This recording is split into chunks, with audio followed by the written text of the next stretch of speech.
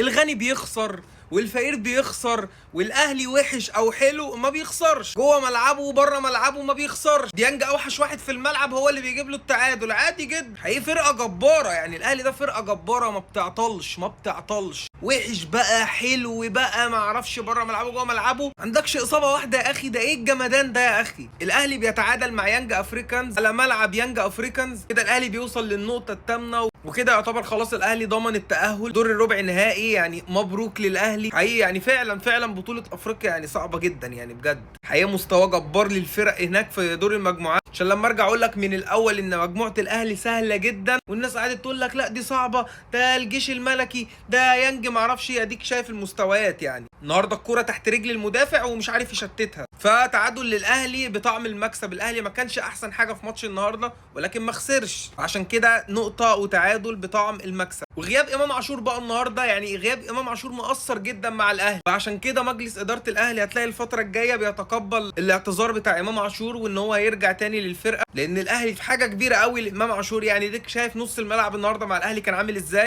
فهنشوف الفتره الجايه يعني ايه اللي هيحصل، هنشوف ادينا قاعدين بنتفرج.